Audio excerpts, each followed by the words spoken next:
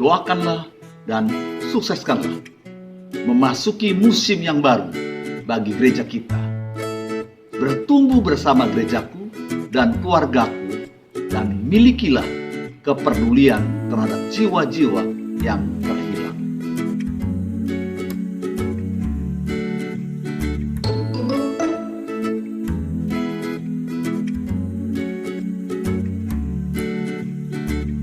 Dengan semangat baru, mari kita bersama membangun hope sebagai nilai-nilai berjemaah. Hope adalah humble, di mana semua jemaat bertumbuh dalam kerendahan hati. O adalah objektif, bertumbuh dengan tujuan dan sasaran yang jelas. P, potensial, yaitu mengembangkan semua potensi untuk melayani Tuhan. Dan E adalah empati, sebuah sikap turut merasakan atas semua kebutuhan lingkungan, memiliki kepedulian atas keselamatan jiwa-jiwa.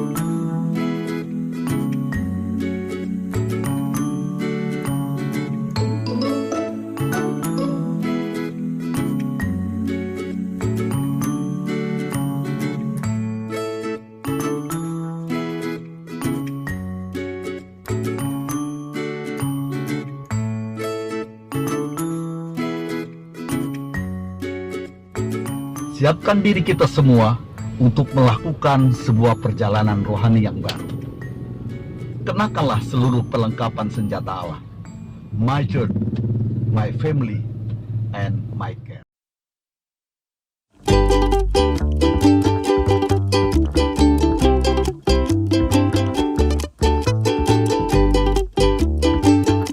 Kebaktian mulai jam 9.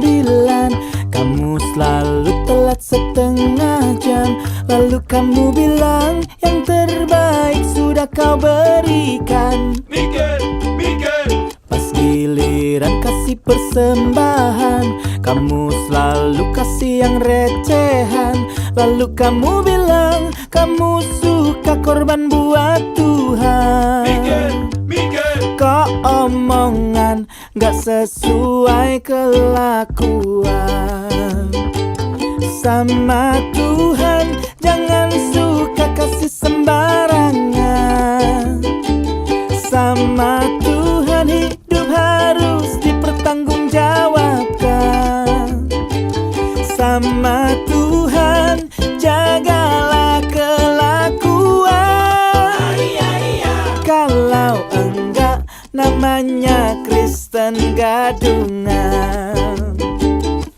Pendeta lagi sharing firman, kamu malah sibuk WhatsAppan. Lalu kamu bilang kamu cinta banget kebenaran. Miguel, Setiap bubaran kebaktian, kamu selalu ngacir duluan. Lalu kamu bilang kamu cinta keluarga Tuhan. Miguel, Kok omongan gak sesuai kelakuan. Sama Tuhan jangan suka kasih sembarangan. Sama Tuhan hidup harus dipertanggungjawabkan. Sama Tuhan jagalah kelakuan. Kalau enggak namanya Kristen gadungan.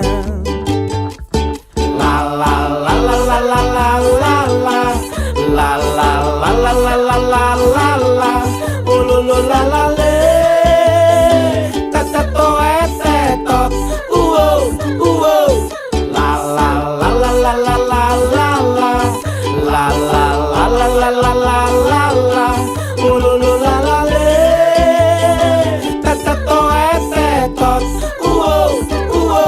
Sama Tuhan jangan suka kasih sembarangan. Sama Tuhan hidup harus dipertanggungjawabkan. Sama Tuhan jagalah kelakuan. Kalau enggak namanya Kristen gadungan. Sama Tuhan jangan suka kasih sembarangan. Sama Tuhan hidup harus dipertanggungjawabkan. Sama Tuhan jagalah kelakuan. Kalau enggak namanya Kristen tempelan. Kalau enggak namanya Kristen tiruan. Kalau enggak namanya Kristen gadungan.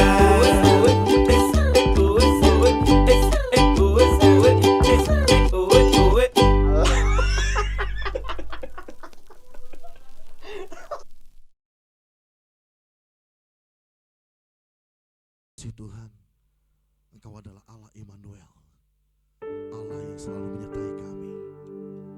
Immanuel, Immanuel.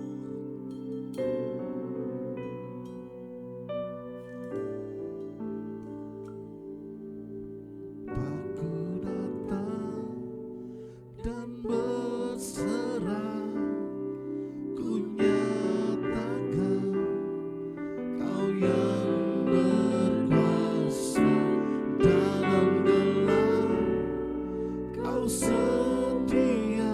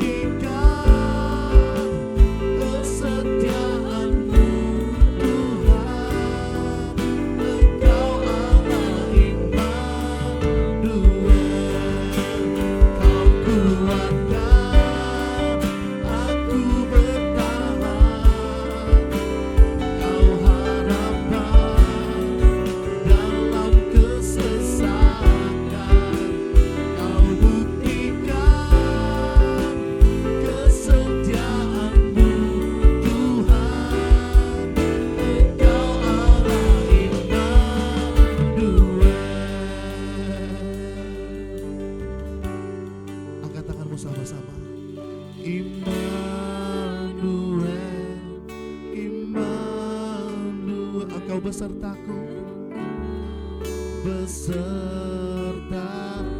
Immanuel, Immanuel, Immanuel, Engkau Allah besertaku. Immanuel, Immanuel, Immanuel, Engkau besertaku. Katakan dengan imanmu, Immanuel, Immanuel, Engkau Allah besertaku. Immanuel, Immanuel,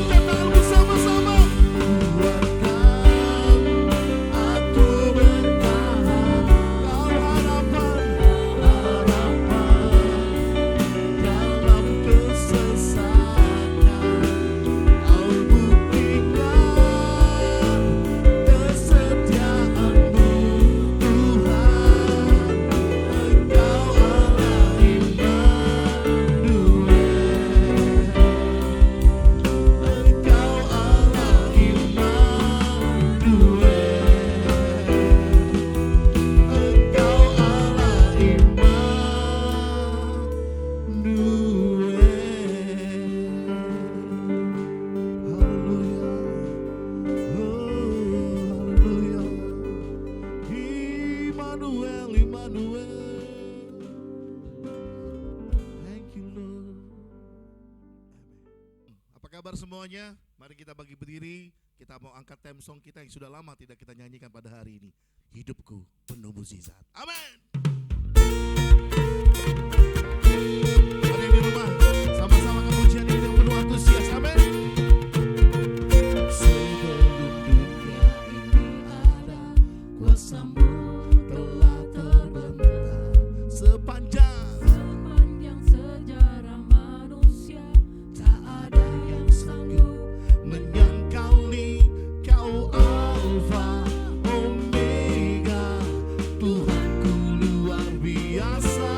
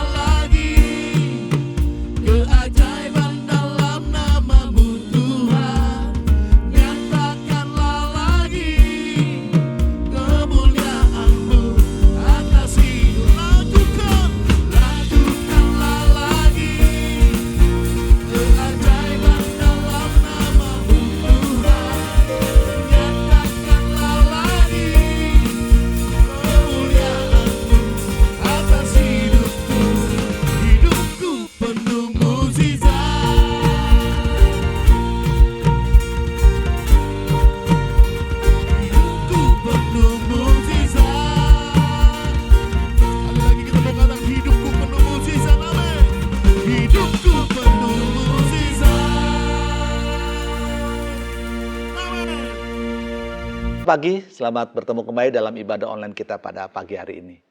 Saudara, janganlah kita dikalahkan oleh social distancing, tetapi tetaplah produktif dan komunikatif, sebab mereka yang dapat memanfaatkan teknologi atau media lah yang akan tetap bertahan. Contohnya jasa ojek online misalnya. Demikian juga dengan toko-toko online yang kita ketahui. Mereka masih tetap bisa beraktivitas. Oleh karena itu, bagi kita gereja dan anak-anak Tuhan, social distancing atau physical distancing ini janganlah sampai membuat kita juga tidak kreatif atau produktif. Melainkan kita akan memanfaatkan juga semua teknologi dan media dengan berbagai macam cara yang kreatif sehingga kita tetap dapat berhubungan satu sama lain. Saudara, seharusnya pada masa pandemik seperti ini, kerohanian kita juga harus tetap bisa bertumbuh. Bahkan seharusnya lebih tinggi dari biasanya. Karena waktu dan kesempatan yang kita miliki relatif lebih banyak, bukan? Marilah kita memanfaatkan hal-hal seperti WhatsApp group. Saya berharap video call antar anak-anak Tuhan sesama K3 dapat dilakukan dengan sebaik-baiknya. Demikian juga dengan Zoom, dengan segala kelebihannya untuk kita berdoa dan belajar di rumah bersama, dan itu dapat diikuti lebih dari 100 orang. Tentu saja selain ibadah online seperti saat ini. Renungan hari ini saya beri judul, Tetaplah Bertumbuh di Tengah Pandemi. Mazmur 92 ayat 13 berkata, orang benar akan bertunas seperti pohon korma, akan tumbuh subur seperti pohon aras di Libanon. Kalau kita mempelajari Alkitab, maka kita akan menemukan bahwa Alkitab banyak sekali menggambarkan kehidupan orang percaya itu dengan sebuah objek atau gambaran. Contohnya, anak Tuhan digambarkan seperti domba. Ya, seperti domba di tengah serigala. Seperti kebun anggur. Atau seperti mempelai dan lain-lainnya. Dan salah satu yang kita temukan dalam pelajaran hari ini adalah firman Allah menggambarkan orang percaya seperti pohon korma yang tertanam dan seperti pohon aras yang bertunas di Libanon. Ini bukan sekedar kiasan, melainkan kalau kita pelajari lebih dalam, maka ada keistimewaan yang dimiliki oleh pohon aras. Pohon ini, saudaraku, bisa tumbuh di dataran tinggi, yaitu di pegunungan-pegunungan dengan suhu yang boleh dikatakan ekstrim. Sebab dia bisa saja satu saat dingin dan sangat dingin, dan dalam waktu yang tidak terlalu lama bisa menjadi panas dan sangat panas. Namun istimewanya pohon aras ini bisa terus bertumbuh. Bahkan dia bisa mencapai usia ratusan tahun dengan tinggi bisa mencapai 40 meter dan lebar yang dapat mencapai 3-4 meter. Dari sudut pandang iman, kita dapat memahami bahwa kehidupan kekristenan harusnya seperti pohon aras itu yang dapat terus mengalami pertumbuhan meskipun berada dalam situasi yang sulit. Kekristenan sejati adalah kekristenan yang terus bertumbuh sekalipun di tengah situasi yang sukar. Firman Allah sudah memberitahukan bahwa kita akan hidup di masa yang sukar. Di dalam 2 Timotius pasal 3 ayat 1, ketahuilah bahwa pada hari-hari terakhir akan datang masa yang sukar. Dunia di mana kita ada adalah dunia yang memang akan selalu tidak dapat diprediksi. Baik sisi politik, sosial, dan juga ekonomi. Coba saja kita lihat hari-hari ini. Munculnya virus corona COVID-19 yang tiba-tiba dan menyebar ke hampir seluruh dunia. Sehingga dunia digoncang dengan hal ini. Dan hal ini menimbulkan gejolak sosial. Karena itu muncullah kesulitan-kesulitan di sektor ekonomi. Namun di sisi lain, dunia juga harus berterima kasih dengan perkembangan teknologi yang maju dengan sangat pesat sehingga saat ini kita dapat memanfaatkan teknologi tersebut untuk menangani pandemi COVID-19 dengan segala dampaknya itu. Dan tentu saja satu lagi, yaitu bagi kita, bagi gereja Tuhan. Bagi saya saat ini, tidak ada lagi yang dapat dibanggakan oleh gereja besar atau gereja kecil. Hamba Tuhan yang besar atau hamba Tuhan yang merasa kecil. Kita semua sama, yaitu kita harus tetap tinggal di rumah, bekerja, dan belajar, dan beribadah di rumah. Bahkan negara sebesar Amerika yang notabene meletakkan dasar kekristenan untuk membangun negaranya, in God we trust. Negara ini juga tidak luput dalam situasi ini, bukan? Dunia digoncangkan secara ekstrim dengan situasi ini. Mulai dari negara atau kota besar hingga tak terkecuali sampai ke pelosok-pelosok pedesaan sekalipun. Namun firman Allah pagi ini berkata, di tengah keadaan dunia yang semakin sukar dan tidak ada kepastian ini, orang benar harus tetap menjadi seperti pohon aras yang bertumbuh subur mengarah ke rumahnya Tuhan. Bertumbuh adalah suatu fase yang harus kita alami. Karena dengan bertumbuh kita baru dapat menghasilkan buah. Dengan kata lain, tidak ada buah tanpa pertumbuhan.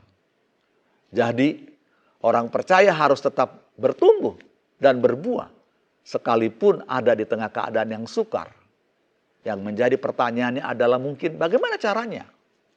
Mari kita belajar kembali dari firman Tuhan berikut yang terdapat dalam kitab Kejadian pasal 41 ayat 53 sampai 54. Tertulis sebuah kisah sebagai berikut. Setelah lewat ke-7 tahun kelimpahan yang ada di tanah Mesir itu, mulailah datang 7 tahun kelaparan. Seperti yang telah dikatakan Yusuf. Dalam segala negeri ada kelaparan. Tetapi di seluruh negeri Mesir ada roti. Saudara, kisah ini menunjukkan ketika terjadi 7 tahun kelaparan. 7 tahun masa sukar. Namun itu tidak membuat Mesir kekurangan makanan.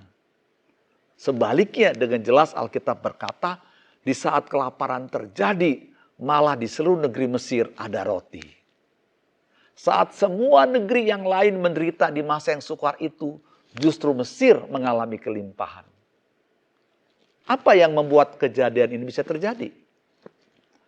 Peristiwa ini tentu saja tidak bisa lepas dari peranan seorang tokoh yang bernama Yusuf bin Yakub. Dialah yang memainkan peran penting untuk menjaga kestabilan Mesir, sehingga tetap bertumbuh dan berbuah di saat musim kelaparan melanda dunia. Kita dapat belajar dari apa yang dilakukan oleh Yusuf sehingga tetap bertumbuh dan berbuah di tengah kesukaran. Ada 3 hal yang dimiliki oleh Yusuf, yaitu yang pertama, Yusuf mengenal dan mengerjakan kehendak Tuhan. Yusuf dalam hidupnya adalah seorang yang terus-menerus mencari tahu apa yang Tuhan inginkan. Dalam kitab Kejadian pasal 37 menceritakan awal di mana Yusuf belajar mengerti kehendak Tuhan. Kisah ini diawali dengan Yusuf bermimpi melihat berkah jerami milik saudara-saudaranya, bahkan orang tuanya tunduk kepada berkas jerami miliknya. Saudara, ini bukan sekedar mimpi biasa. Karena dari kejadian inilah Yusuf mulai mengenal kehendak Allah dalam hidupnya. Demikian juga dalam kehidupan orang percaya. Kita harus mengerti bahwa di dalam Tuhan tersedia sesuatu yang lebih baik. Ibrani pasal yang ke-6 ayat 9. Bahwa kamu memiliki sesuatu yang lebih baik. Saat kita mengerti kehendak Tuhan, itulah sesungguhnya kita sudah mendapati sesuatu yang lebih baik itu. Seperti halnya Yusuf yang mengerti bahwa Tuhan akan membawa dia semakin naik menuju hidup yang lebih baik, bukan lebih buruk. Itulah sebabnya Yusuf tidak pernah mengeluh sekalipun mengalami hal yang buruk. Contohnya ketika dia mengantarkan makanan bagi kakak-kakaknya, justru dia ditangkap dan dijebloskan ke dalam sumur yang kering. Tapi itu tidak membuat Yusuf sedih, karena Yusuf tahu hidupnya tidak akan berakhir di sumur. Yusuf sudah mengerti kehendak Tuhan bagi dirinya, yaitu naik dan bukan turun. Demikian juga dia tidak mengeluh ketika dalam keadaan telanjang dijual oleh kakak-kakaknya. Dia harus berjalan kaki dari tanah Kanaan sampai ke Mesir, yang pada waktu itu membutuhkan waktu 4 bulan perjalanan. Keteguhan hati Yusuf dalam mengerti kehendak Tuhan tetap teruji bahkan ketika dia digoda oleh istri Potifar. Yusuf bertahan dalam kesuciannya karena Yusuf tidak mau rancangan Tuhan yang luar biasa baginya, baik bagi hidupnya, menjadi hancur. Saudara, kita harus cari tahu dan belajar sungguh-sungguh untuk mengenal kehendak Tuhan bagi hidup kita. Dan cara untuk kita mengenal kehendaknya adalah mengerti atau belajar dari firman Tuhan. Tuhan punya berbagai macam cara dalam menyampaikan firman-Nya dan menyatakan kehendaknya kepada orang-orang percaya. Sebagai contoh misalnya kepada Biliam, Tuhan memakai seekor keledai yang bisa berbicara kepadanya. Kepada Daud, Tuhan memakai suara daun kertau sebagai isyarat untuk maju berperang. Dalam kisah Daud dan daun kertau itu, kita menarik pelajaran bagaimana Daud tidak lagi fokus kepada musuh yang akan menyerang. Tetapi sebaliknya, dia memutuskan perhatiannya, memusatkan perhatiannya kepada apa yang Tuhan kehendaki. Kalau fokus kita terarah kepada Tuhan, maka masalah apapun boleh melanda hidup kita, tetapi kita akan keluar sebagai pemenang, bahkan lebih dari pemenang. Karena itu penting bagi kita mengenal dan mengerti kehendak Allah. Yusuf adalah seorang yang terus mencari tahu dan berhasil mengerti kehendak Tuhan, kemudian melakukannya. Dengan demikian dia dapat memberi jawab kepada Firaun, perihal mimpi Firaun yang tidak dapat dijawab oleh orang lain. Bagaimana sikap kita jika suara Tuhan itu datang dan memerintahkan kita untuk melakukan kehendaknya? Misalnya untuk mengampuni sesama atau untuk mengembalikan milik Tuhan. Bagaimana respon kita? Maukah kita taat? Tentu ada berkat yang akan Tuhan berikan ketika kita mengerti kehendak Tuhan dan mau melakukannya. Dan yang kedua, rahasianya adalah Yusuf menjadi pengelola yang baik. Saudara, kita perlu mengerti semua yang kita miliki hari ini sumbernya adalah dari Tuhan dan kita harus menjadi pengelola yang baik. Itu juga yang dilakukan oleh Yusuf. Ketika berada dalam masa kelimpahan, dia memerintahkan bangsa Mesir menyimpan bahan makanan sehingga saat datang masa kelaparan mereka tidak kekurangan. Hidup kita di dunia ini tidak akan selalu berjalan dengan baik. Karena akan tiba saatnya datang masa yang sukar atau sulit seperti hari-hari ini. Tetapi jika kita menjadi pengelola yang baik, maka kita akan terus bertumbuh dan menghasilkan buah. Contohnya, kita harus mengelola waktu dengan baik. Ada waktu untuk menabur, ada waktu menuai. Ada waktu bekerja, ada waktu beribadah. Dengan demikian maka kerohanian kita akan bertumbuh. Begitu pula dengan pengelolaan keuangan kita. Kita harus kelola dengan baik.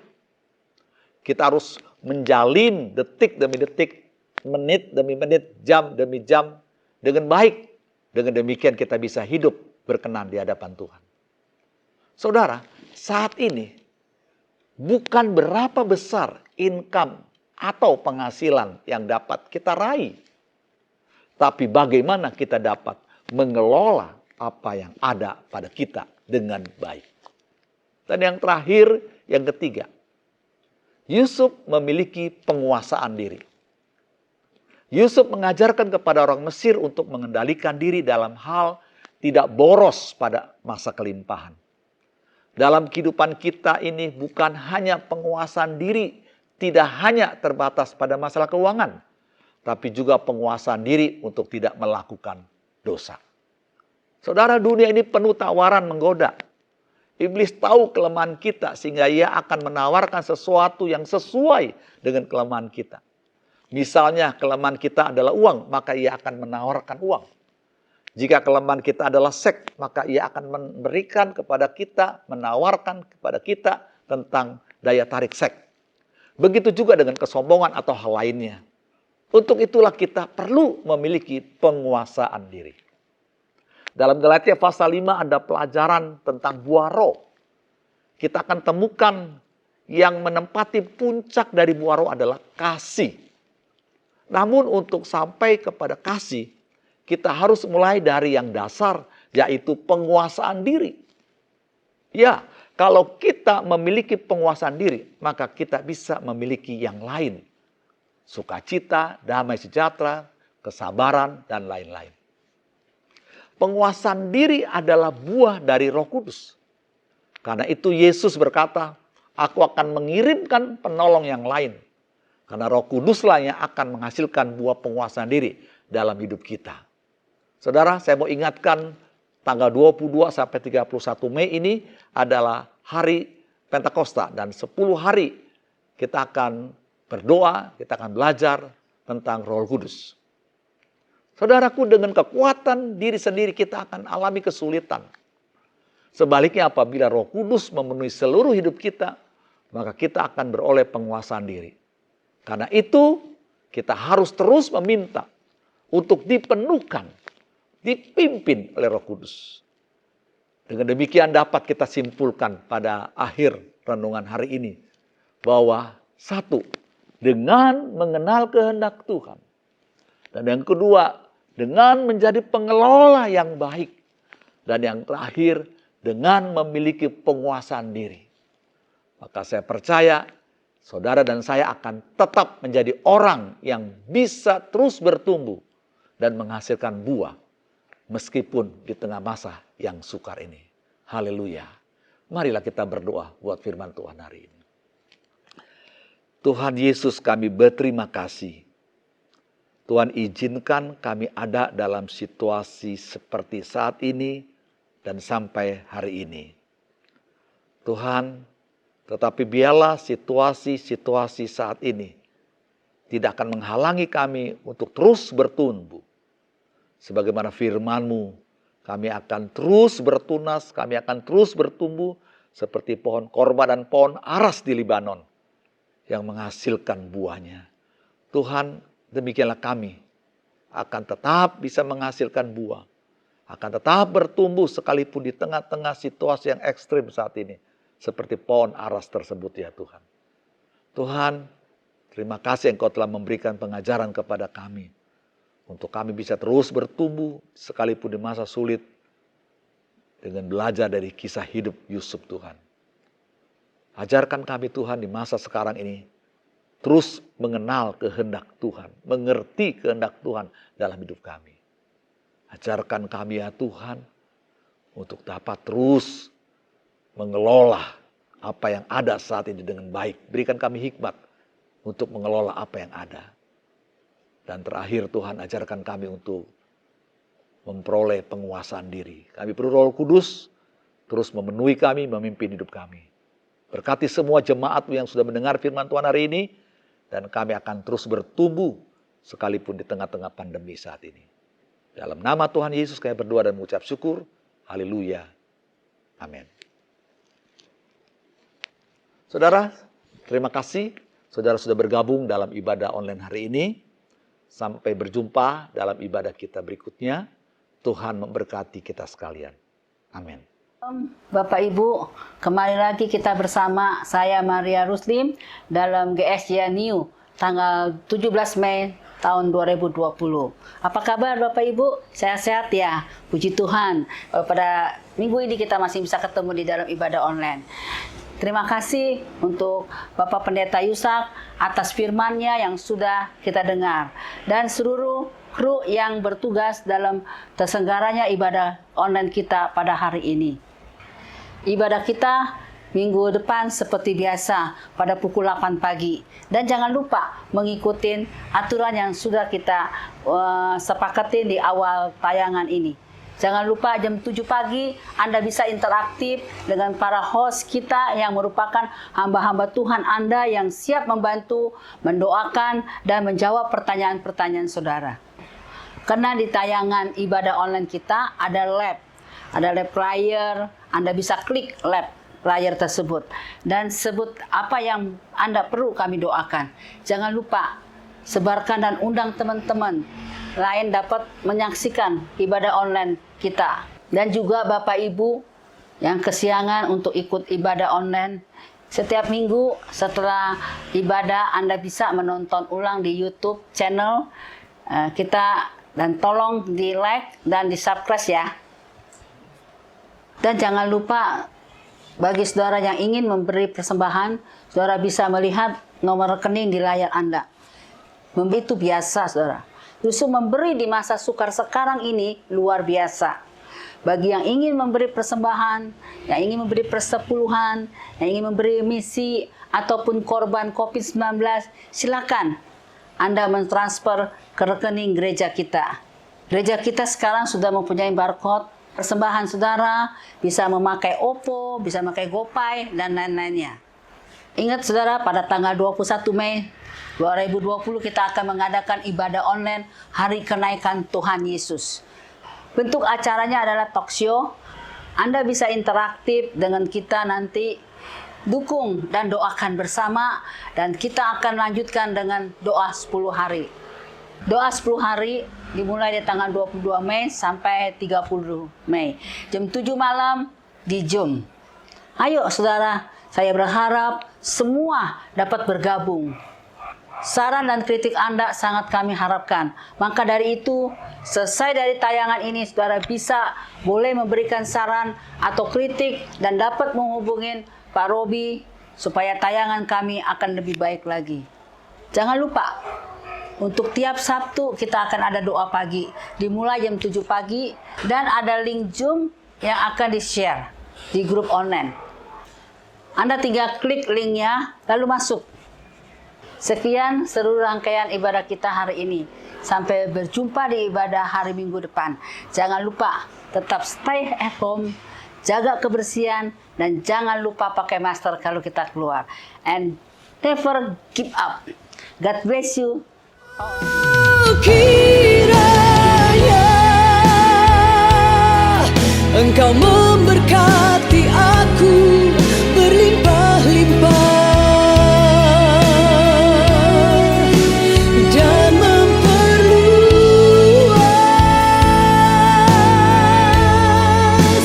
daerahku,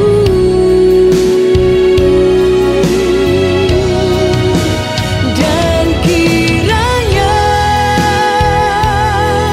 tangan-Mu menyertai aku dan melindungi aku daripada malapetaka, sehingga